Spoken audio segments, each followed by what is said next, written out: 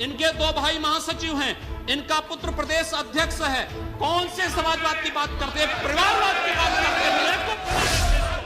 मुस्लिम जिहादी आतंकवाद को प्रश्रय दे करके हिंदुओं को अपमानित करके संतों का अपमान करना चाहती है। श्री मुलायम सिंह जी ने अभी जो बात यहाँ पर कही है, और मुझे अच्छा लगा कि लालू जी आज उनका समर्थन कर रहे हैं। प्रधानमंत्री के लिए भले ही उन्होंने समर्थन न किया हो, लेकिन आज समर्थन कर रहे हैं, पता नहीं किस बात के लिए। लेकिन जो आज भी सदन की मर्यादा के विरुद्ध यहाँ पर बातें हो रही हैं और किस प्रकार से गुमराह किया जा रहा पूरे देश को। अयोध्या में 3 प्रकार की परिक्रमाएं होती हैं, पंचकोसी, 14 कोसी और 84 कोसी। उसी परंपरा के अनुसार 84 कोसी परिक्रमा देश के संतों ने प्रयागराज महाकुंभ के अवसर पर 10,000 संतों ने वहां पर तय किया था और उसी के अनुसार परिक्रमा का यात्रा का कार्यक्रम तय हुआ था। महोदया, मैं स्पष्ट कर देना चाहता हूं कि अयोध्या में श्री राम जन्मभूमि, जिस पर माननीय उच्चतम न्यायालय ने इलाहाबाद उच्च न्यायालय की खंडपीठ के निर्णय के बाद स्थगनादेश दिया है, उससे 25-30 किलोमीटर दूर बस्ती जनपद के मखोड़ा नामक स्थान से, जहां पर महाराज दशरथ ने पुत्रेष्टि यज्ञ किया था, उस स्थान से इस परिक्रमा यात्रा को प्रारंभ होना था और विशुद्ध धार्मिक यात्रा थी। इसमें किसी राजनीतिक दल का कोई हस्तक्षेप नहीं था। बिल्कुल 200-250 संतों को इस यात्रा में चलना था। लेकिन जिस प्रकार से धार्मिक स्वतंत्रता के मौलिक अधिकार पर उत्तर प्रदेश सरकार ने प्रहार किया है, महोदया, पहली बार ये देखने को मिला है कि लगभग 2000 से अधिक संतों को गिरफ्तार किया गया है और पूरी तरह अपमानित किया गया है। यहां तक कि अयोध्या जी में सरयू जी का स्नान करने वाले जो संत ऐसे हैं जो केवल सरयू जी का स्नान करते हैं, उसी का जल का ग्रहण करते हैं, उन्हें वहां सरयू जी का पूजन नहीं करने दिया गया, स्नान नहीं करने दिया गया, जबरन उठा करके बंद कर दिया गया, उन पर लाठियां चलाई गई हैं, पूरी तरीके से अपमानित करके। सबसे पहले तो सरकार ने हमारे संवैधानिक और मौलिक अधिकारों का हनन किया है।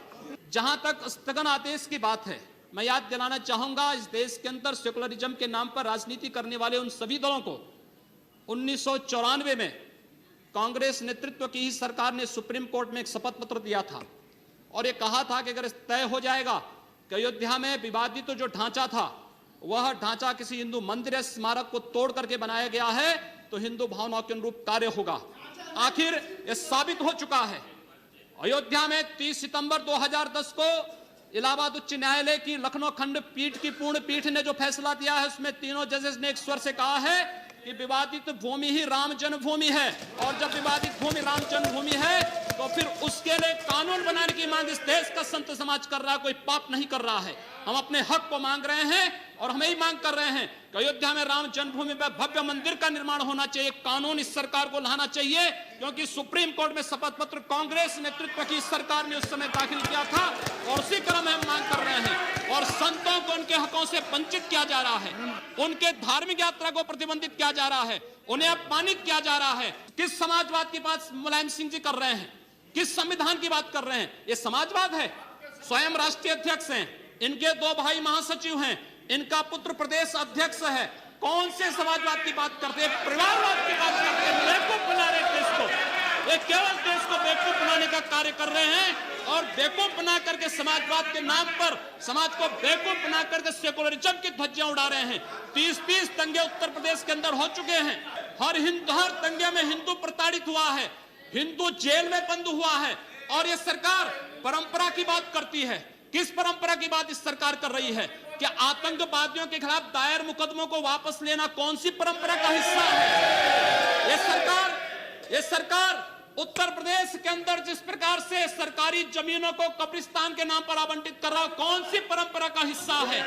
जिस प्रकार से वहां के गरीबों, वहां के पिछड़ी जाति, वहां के अनुसूचित जाति के हकों पर डकैती डला करके यह सरकार जिस प्रकार से जंगल राज कायम की उत्तर प्रदेश के अंदर, आखिर वो किस परंपरा का हिस्सा है? और इसीलिए मैं आज के इस माध्यम से आपसे अनुरोध करना चाहूंगा, उत्तर प्रदेश सरकार ने उत्तर प्रदेश के अंदर हमारी धार्मिक भावनाओं का अपमान किया है, संतों को अपमानित किया है। इस सरकार को रहने का अधिकार नहीं होना चाहिए। इसे तत्काल बर्खास्त किया जाना चाहिए। आपसे मैं ये अनुरोध करूंगा कि भारत सरकार से मैं ये मांग करूंगा, ये सरकार लड़ाने का कार्य कर रही है, यह केवल मुस्लिम जिहादी आतंकवाद को प्रश्रय दे करके हिंदुओं को अपमानित करके संतों का अपमान करना चाहती है। और इसीलिए 84 कोसी परिक्रमा को इसने रोका है। जितनी फोर्स वहां लगाई गई उसका दशांश भी महोदया, उसका केवल दशांश भी केवल सुरक्षा के लिए देखी 200-250 संत अपनी धार्मिक यात्रा को शांतिपूर्ण ढंग से निकालते। इस सरकार ने यात्रा पर रोक लगा करके उत्तर प्रदेश के अंदर 10 करोड़ लोगों को पीड़ित किया है, अपमानित किया है, उनको परेशान किया है। और यही नहीं, यह सरकार लगातार हिंदुओं को अपमानित करने का कार्य कर रही है। और इसीलिए मैं आपके माध्यम से अनुरोध करूंगा, इस सरकार को रहने का कोई अधिकार नहीं।